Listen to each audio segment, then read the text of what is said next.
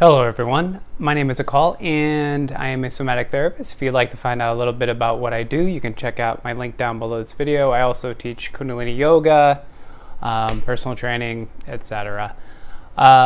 So what I'm going to talk about today, this is I guess it would be like the third installment of my videos on the nakshatras as they relate to Kundalini yoga. The nakshatras, once again, are essentially in Vedic astrology. They're the lunar mansions. And if you'd like to find out about where your particular individual placements are, which is why I find this particular approach to yoga to be beneficial, is because it's kind of customized, it's personalized. You can check out, and there's a website I'll post down below this video. And once again, it's so you can get your birth chart. So the specific nakshatra I'm looking at today is called Krittika. Again, I probably butchered the pronunciation of these things. Oh well. Nonetheless, so Krittika is really, really interesting. Other than it having kind of a cool name, I don't want to go into a whole lot of depth into the symbolism behind this sign, because then we get into sort of mythology and some other things, which is really not my strong suit. However, how I'm going to approach this is, once again, like I did the other videos, which is through the Gunas. Now, the Gunas, once again, as a reminder, if you haven't watched my my intro or in-depth video on the nakshatras and yoga, I suggest you watch that video. But if you have not, the three primary Gunas are Rajas, Tamas, and Satva. Now, what that means is, so Rajasic energy, or Rajas, is essentially its activity. You can think about it as it's very directed activity. And it's usually going towards some sort of goal, something it wants to attach to. So this is, it's a very get creative energy, and again, very driven energy. Tamas is like inertia. So again, it's another force. It's just a force that operates in the opposite direction as Rajas. So again, Rajas you can think about as expansion. Tamas you can think about it as contraction. And again, inertia. So where you see tamasic energy in somebody's nakshatra or chart, what you'll see is usually a focus on externalizing one's energy, or the drive towards, or well, not the drive, but the focus on material things. So then finally we have Satva. So Satva it's sort of the passive attribute. Again, Rajas, definitely not passive. Tamas, definitely not passive. But Satva is balance. So balance is objective. Rajas is very subjective. So earlier on, when I did Ashwini and Bharani in the first two videos in this progression, those were very driven, subjective nakshatras. Nakshatras that were, again, sort of, it's like youthful energy that's looking to achieve something in life. So Sattva comes into play on this third nakshatra. Now, what that basically means is this is neutral energy. So Krittika has as its base, or its life path, is once again Rajasic energy. So again, Rajas driven expansive energy. Then finally, or not finally, but secondarily, we have the attitude of Krittika, which is also Rajasic. And finally, the sort of most superficial aspect of Krittika, or I like to think about it as on the level of the intellect, and it's not exactly analogous, but it's basically the intellect. What we're looking at here is a tendency towards, again, this passivity or neutral. Again, it's this desire to achieve some sort of balance. Now, what's most interesting when you think about it, okay, how does Sattva play into this, what I would consider kind of a primordial progression? So you can think about, again, Ashwini, which happened earlier on, where it was Rajasic energy on all levels. That was the latency energy that was waking.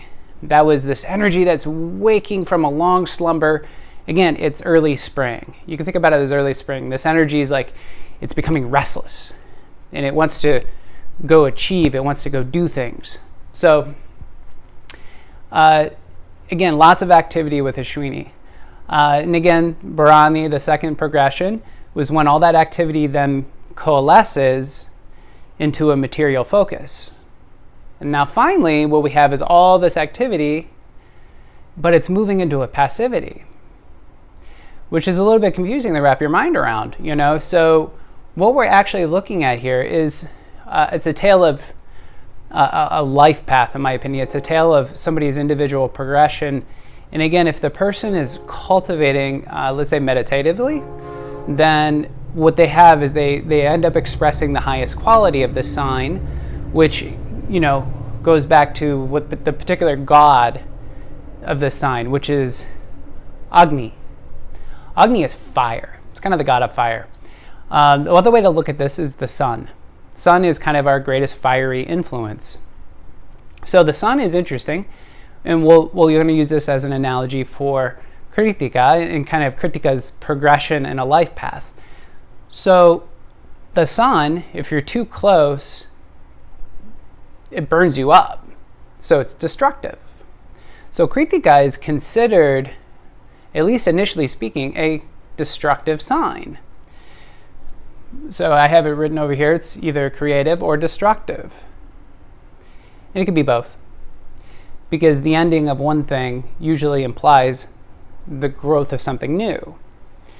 So now the sun, if you're far enough away, again, you think about plants, you think about, you know, all these different things which utilize and convert the energy of the sun into actual energy, into life force. And that's what the sun is, you know, again, it has this kind of duplicitous nature. So Krittika also has this duplicitous nature. There's a quote in Bipin Bihari's book, which is called Myths and Symbols of Vedic Astrology. And the quote is, I'll read it to you. It says, destroys those tendencies that impede evolutionary forces. Which is pretty interesting. So what we're actually looking at here is a nakshatra of efficiencies. Its symbol is the razor. So people who have this prominent in their chart, let's say either their sun or their moon or their ascendant, there may be a tendency towards, you know, I guess picking up progression or professions rather, which are, I guess, forcing an evolution. And so in the case of this idea of a razor, or something that cuts, cutting and burning is big on this particular progression. So cutting and burning are destructive forces, but again, what they're attempting to do is to cut away the excesses, cut away the disease. Let's say this is a surgeon. You know, let's say this Krittika native is a surgeon. They're using a knife to cut away the diseased aspects, the diseased parts of that, you know, the patient they're working on. So again, the symbol is a razor. It's creative or destructive. Now, what's interesting here is that this whole path really, like I said, is dealing with this idea of efficiency. So again, you can think about all aspects of your life. If you're wanting something to work out well, you have to figure out where the time sucks are, where you're wasting your time, where you're wasting your energy. And that's what this sign is all about. It's all about how to get rid of the waste. Now, in Yogi Bhajan's book, The Mind, the three gunas, you know, Rajasic, Sattvic, line up with what he calls projection 15, or the entrepreneur. And he also says in his description that it's a visionary and a reformer. So these are really good terms, you know, the visionary, the reformer. Something else that this sign is associated with is sometimes the military. You know, it could be a general. A general, again, the path, what is it? The path to hell is paved with good intentions. So even military, you know, I'm not a big supporter of the military, but nonetheless, even the military has this function of trying to bring about some sort of revolution, bring out something different into the world. Again, ideally, but I think a lot, you know, at least contemporary times, the military is often about maintaining the status quo, which kind of works counter to this. However, ideally, the revolutionary is trying to bring about some new humanity, some new system that makes humanity's life easier. So, now what's also interesting is the projection 15 he calls the entrepreneur. So what is an entrepreneur? An entrepreneur is like, it's kind of like myself in some ways. I guess I'm an entrepreneur in that when I was going through school, I had 9 majors.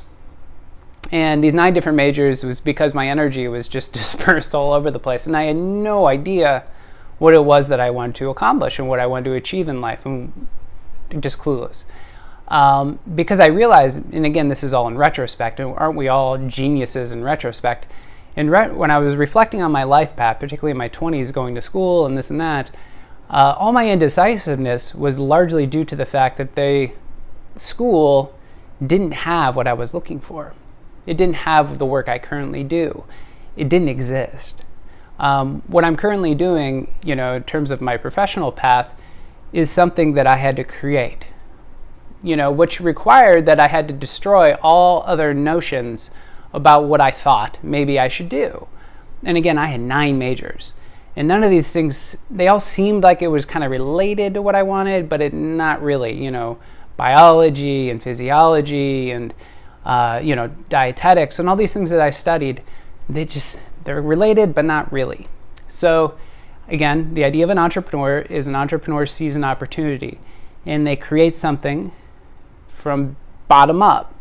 And so again, it's an efficiency. And the hope of the entrepreneur is that they're somehow making some system, some ideology, some aspect of the culture we live in more efficient. So anyway, that is generally Krittika. So that is the energy of Krittika. What I want to cover now is we're going to go a little bit deeper into this projection 15, or the yoga aspect. And again, what's really incredibly important of all these nakshatras, and this one is particularly interesting in that it's, this energy can be incredibly destructive. Again, because this person on an intellectual level, again, if the intellect or the most superficial aspect of this person is not, again, looking for that balance, looking for neutral, looking for meditation, looking for those things in which he can truly see how these forces or these pressures that are rising up through their being are directing them. Because again, this very Rajasic energy, it wants to attach and go. So the person needs to have some degree of objectivity, which is the Sattvic aspect. So they have to cultivate the Sattvic aspect so they can see how to direct this immense life force. So let's go ahead and take a look at the exercise. All right, so first off, this is the book that I'm sourcing the exercises from. This is Yogi Bhajan's The Mind, and I do go over this book a little more thorough in my introductory videos. So how we use this book, at least in this particular case, is again, the nakshatra here we're looking at is Rajas, and Satva. So how we do this is we go to, so Rajas would be considered positive mind on its base. And then it says positive mind plus Ankankar. Again, I don't pronounce these things particularly well. And what that is Ankankar means to attach, or again, it's positive energy. And then neutral. So neutral is Sattva, or meditative mind. And so what we have is the entrepreneur, which is projection 15. So you go to the entrepreneur, projection 15.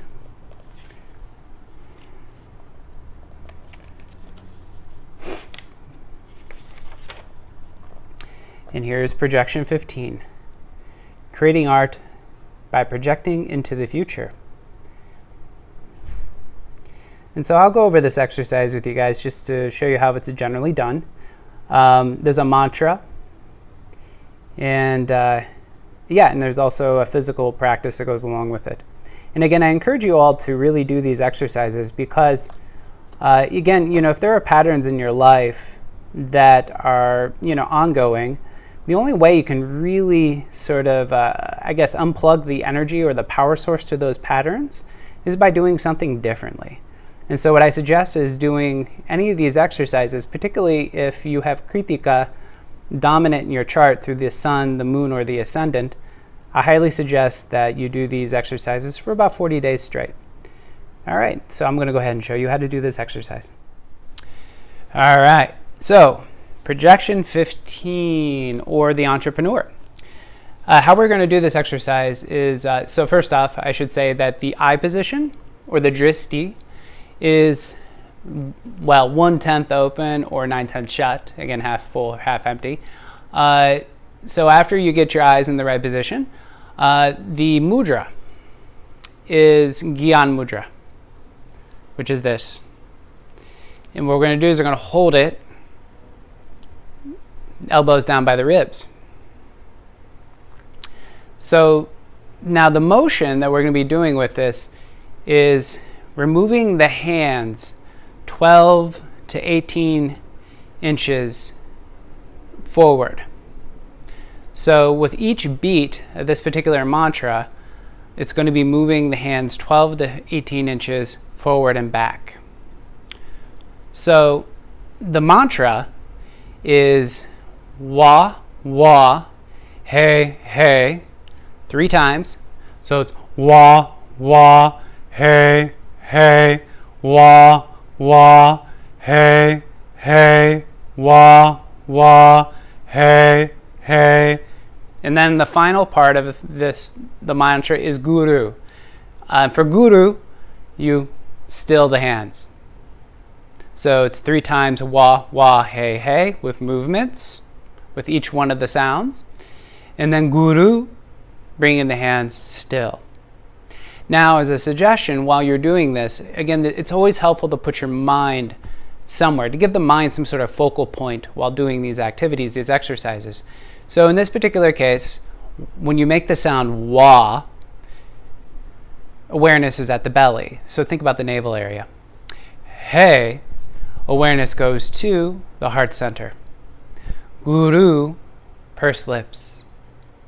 So it's wa, wa, hey, hey, wa, wa, hey, hey, wa, wa, hey, hey, guru.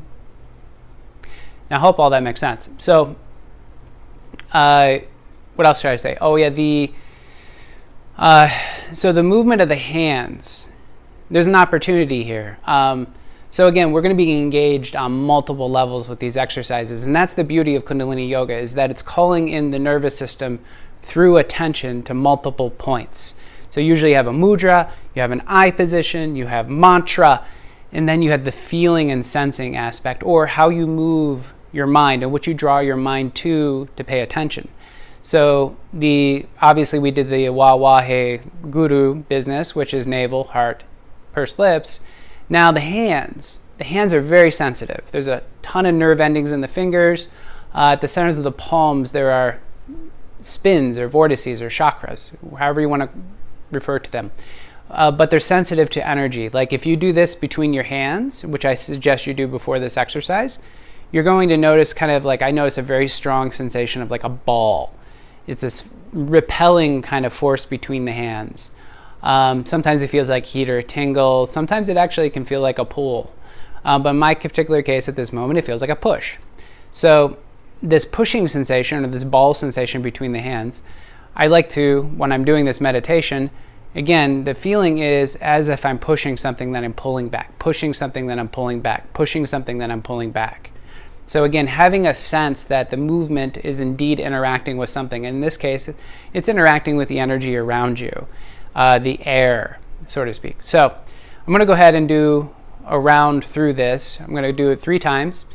And like I said, the suggestion here and how long to do this particular mantra is, I think it's they have it on here, 11 to 31 minutes. So 11 to 31 minutes. Sometimes I just do it for a few minutes. But the point is to make a repetition of this. So it's all done on one breath. So it's inhale, eyes 9/10 shut, and then it's wa, wa, hey, hey, wa, hey, hey, wa, hey, He, Guru. And then inhale. And the inhale is the opportunity to pull up your spine straighter. Wa, wa, hey, hey, wa, wa, hey, hey, wa, wa, hey, hey, Guru. And I think you get the theme. So after you do this for whatever chosen amount of time, again, the suggestion's 11 to 31 minutes, then there's a second part of this, which you're going to do for 3 minutes. The second part is like a spine twist. So you're going to immediately, after you inhale, retain the breath for about 10 to 15 seconds. Exhale. Then you're going to bring your hands to the crown of your head. So think about where your spine connects to your skull. So you want to find that point. You want to create a balance. So I'm actually pushing up against my hands while I'm pushing down with my hands. So I'm finding that balance point. So we can see my sweaty armpits. Ooh. So anyway, again, the motion here for 3 minutes, and you can do this with your eyes closed. In fact, I suggest you do it with your eyes closed with your awareness on your brow point.